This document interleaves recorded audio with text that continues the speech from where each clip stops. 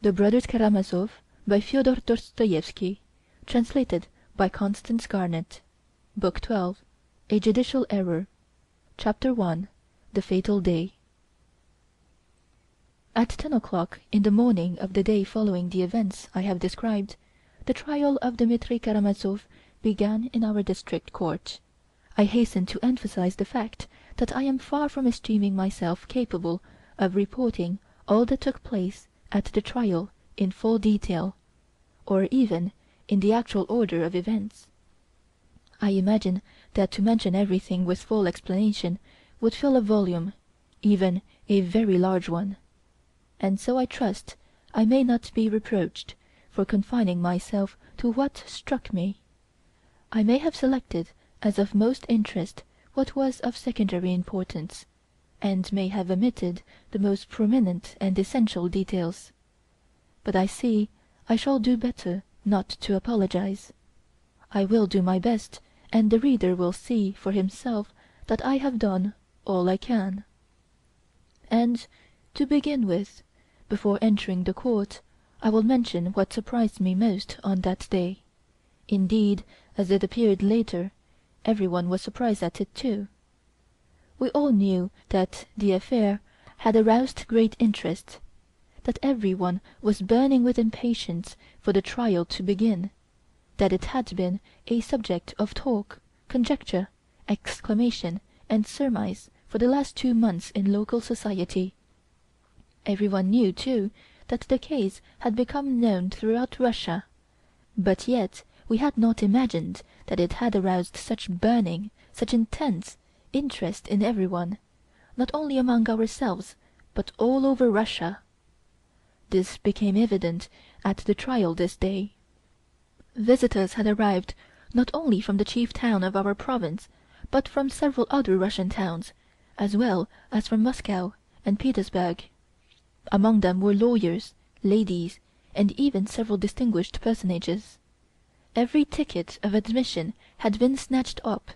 A special place behind the table at which the 3 judges sat was set apart for the most distinguished and important of the men visitors. A row of armchairs had been placed there, something exceptional, which had never been allowed before. A large proportion, not less than half of the public, were ladies. There was such a large number of lawyers from all parts that they did not know where to seat them, for every ticket had long since been eagerly sought for and distributed. I saw at the end of the room, behind the platform, a special partition hurriedly put up, behind which all these lawyers were admitted, and they thought themselves lucky to have standing room there, for all chairs had been removed for the sake of space, and the crowd behind the partition stood throughout the case closely packed, shoulder to shoulder.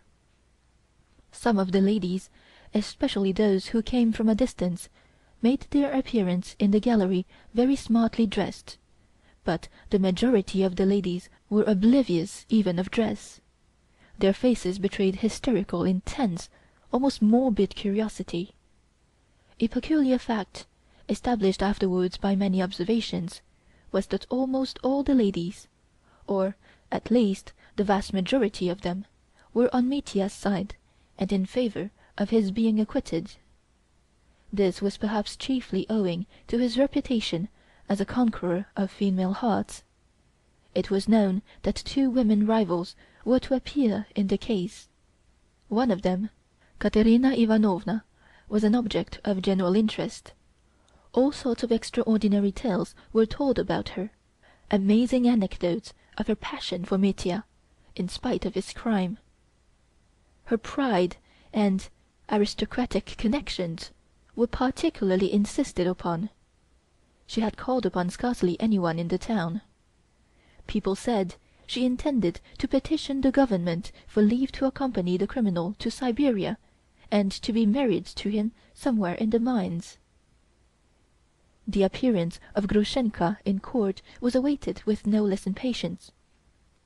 The public was looking forward with anxious curiosity to the meeting of the 2 rivals, the proud aristocratic girl and the hetaira. But Grushenka was a more familiar figure to the ladies of the district than Katerina Ivanovna. They had already seen the woman who had ruined Fyodor Pavlovitch and his unhappy son, and all, almost without exception, wondered how father and son could be so in love with such a very common, ordinary Russian girl, who was not even pretty. In brief, there was a great deal of talk. I know for a fact that there were several serious family quarrels on Mitya's account in our town. Many ladies quarreled violently with their husbands over differences of opinion about the dreadful case, and it was that the husbands of these ladies, far from being favorably disposed to the prisoner, should enter the court bitterly prejudiced against him. In fact, one may say pretty certainly that the masculine, as distinguished from the feminine, part of the audience was biased against the prisoner. There were numbers of severe, frowning, even vindictive faces. Mitya, indeed, had managed to offend many people during his stay in the town. Some of the visitors were, of course, in excellent spirits, and quite unconcerned as to the fate of Mitya personally. But all were interested in the trial, and the majority of men were certainly hoping for the conviction of the criminal, except perhaps the lawyers, who were more interested in the legal than in the moral aspect of the case. Everybody was excited in the presence of the celebrated lawyer, Fetyukovitch. His talent was well known, and this was not the first time he had defended notorious criminal cases in the provinces. And if he defended them, such cases became celebrated and long remembered all over Russia. There were stories, too, about our prosecutor and about the president of the court. It was said that Ippolit Kirillovitch was in a tremor at meeting Fetyukovitch, and that they had been enemies from the beginning of their careers in Petersburg. That though our sensitive prosecutor, who always considered that he had been aggrieved by someone in Petersburg because his talents had not been properly appreciated, was keenly excited over the Karamazov case, and was even dreaming of rebuilding his flagging fortunes by means of it. Fetyukovitch, they said, was his one anxiety. But these rumors were not quite just. Our prosecutor was not one of those men who lose heart in face of danger. On the contrary, his self-confidence increased with the increase of danger. It must be noted that our prosecutor was in general too hasty and morbidly impressionable. He would put his whole soul into some case and work at it as though his whole fate and his whole fortune depended on its result. This was the subject of some ridicule in the legal world, for just by this characteristic our prosecutor had gained a wider notoriety than could have been expected from his modest position. People laughed particularly at his passion for psychology. In my opinion, they were wrong, and our prosecutor was, I believe, a character of greater depth than was generally supposed. But with his delicate health he had failed to make his mark at the outset of his career, and had never made up for it later.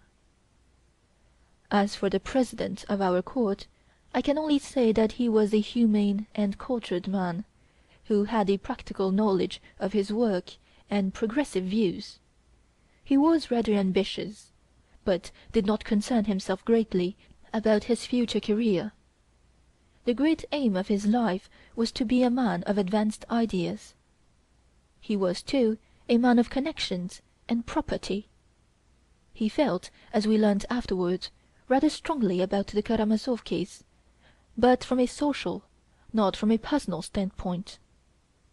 He was interested in it as a social phenomenon, in its classification and its character, as a product of our social conditions, as typical of the national character, and so on, and so on. His attitude to the personal aspect of the case, to its tragic significance, and the persons involved in it, including the prisoner, was rather indifferent and abstract, as was perhaps fitting indeed. The court was packed and overflowing long before the judges made their appearance. Our court is the best hall in the town, spacious, lofty, and good for sound.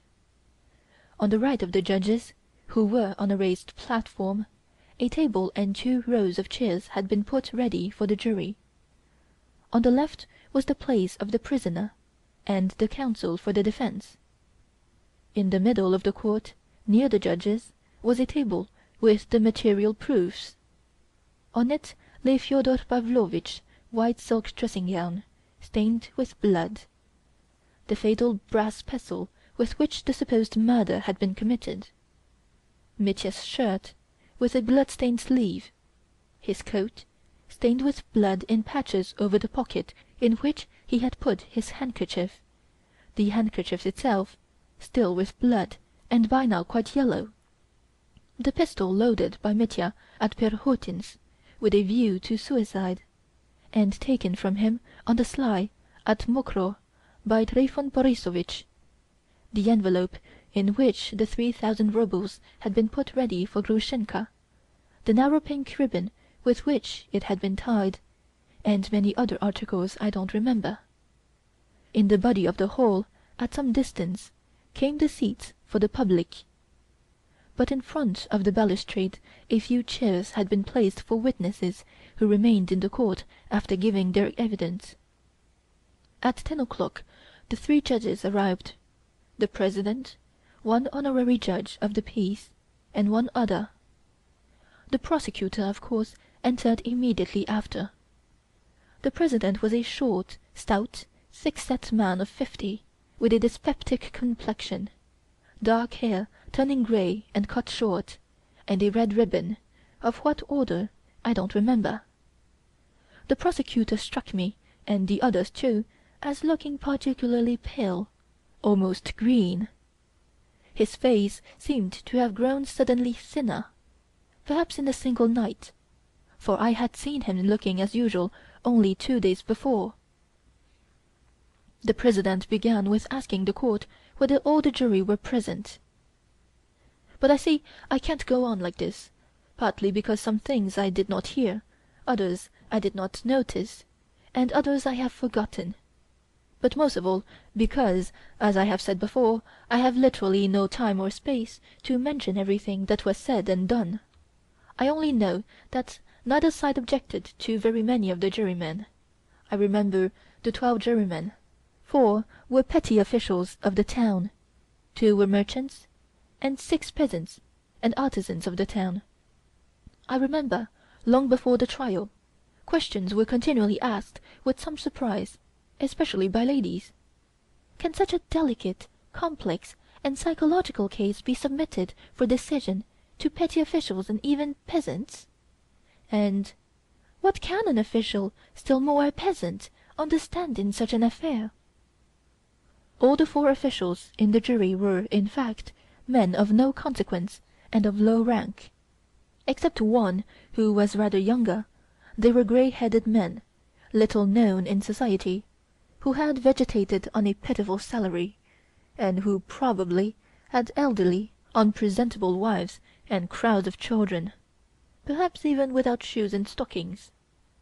At most they spent their leisure over cards, and of course had never read a single book.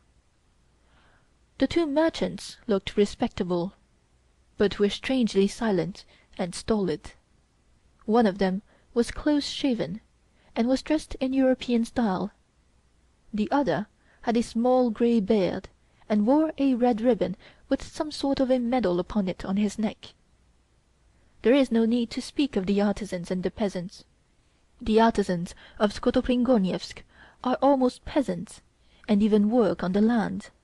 2 of them also wore European dress, and perhaps for that reason were dirtier and more uninviting-looking than the others, so that one might well wonder, as I did as soon as I had looked at them, what men like that could possibly make of such a case. Yet their faces made a strangely imposing, almost menacing impression. They were stern and frowning. At last the President opened the case of the murder of Fyodor Pavlovitch Karamazov. I don't quite remember how he described him. The court usher was told to bring in the prisoner, and Mitya made his appearance. There was a hush through the court. One could have heard a fly. I don't know how it was with others, but Mitya made a most unfavorable impression on me.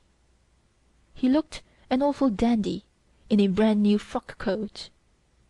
I heard afterwards that he had ordered it in Moscow expressly for the occasion from his own tailor, who had his measure. He wore immaculate black kid gloves and exquisite linen. He walked in with his yard-long strides, looking stiffly straight in front of him, and sat down in his place with a most unperturbed air. At the same moment the counsel for defense, the celebrated Fetyukovitch, entered, and a sort of subdued hum passed through the court. He was a tall, spare man, with long, thin legs, with extremely long, thin, pale fingers, clean-shaven face, demurely brushed, rather short hair, and thin lips that were at times curved into something between a sneer and a smile. He looked about 40. His face would have been pleasant if it had not been for his eyes, which, in themselves small and inexpressive, were set remarkably close together, with only the thin, long nose as a dividing line between them. In fact, there was something strikingly bird-like about his face. He was in evening dress and white tie. I remember the President's first question to Mitya about his name, his calling, and so on. Mitya answered sharply, and his voice was so unexpectedly loud that it made the President start and look at the prisoner with surprise. Then followed a list of persons who were to take part in the proceedings, that is, of the witnesses and experts. It was a long list. 4 of the witnesses were not present: Miusov, who had given evidence at the preliminary inquiry, but was now in Paris; Madame Hochlakov, and Maximov, who were absent through illness; and Smerdyakov, through his sudden death, of which an official statement from the police was presented. The news of Smerdyakov's death produced a sudden stir and whisper in the court. Many of the audience, of course, had not heard of the sudden suicide. What struck people most was Mitya's sudden outburst. As soon as the statement of Smerdyakov's death was made, he cried out aloud from his place, "He was a dog, and died like a dog!" I remember how his counsel rushed to him, and how the President addressed him, threatening to take stern measures if such an irregularity were repeated. Mitya nodded, and in a subdued voice repeated several times abruptly to his counsel, with no show of regret, "I won't again, I won't. It escaped me. I won't do it again." And of course this brief episode did him no good with the jury or the public. His character was displayed, and it spoke for itself. It was under the influence of this incident that the opening statement was read. It was rather short, but circumstantial. It only stated the chief reasons why he had been arrested, why he must be tried, and so on. Yet it made a great impression on me. The clerk read it loudly and distinctly. The whole tragedy was suddenly unfolded before us, concentrated in bold relief, in a fatal and pitiless light. I remember how, immediately after it had been read, the President asked Mitya, in a loud, impressive voice, "Prisoner, do you plead guilty?" Mitya suddenly rose from his seat. "I plead guilty to drunkenness and dissipation," he exclaimed, again in a startling, almost frenzied voice, "to idleness and debauchery. I meant to become an honest man for good, just at the moment when I was struck down by fate. But I am not guilty of the death of that old man, my enemy, and my father. No, no, I am not guilty of robbing him. I could not be. Dmitri Karamazov is a scoundrel, but not a thief." He sat down again, visibly trembling all over. The President again briefly, but impressively, admonished him to answer only what was asked, and not to go off in irrelevant exclamations. Then he ordered the case to proceed. All the witnesses were led up to take the oath. Then I saw them all together. The brothers of the prisoner were, however, allowed to give evidence without taking the oath. After an exhortation from the priest and the President, the witnesses were led away and were made to sit as far as possible apart from one another. Then they began calling them up, one by one. End of Chapter 1 of Book 12.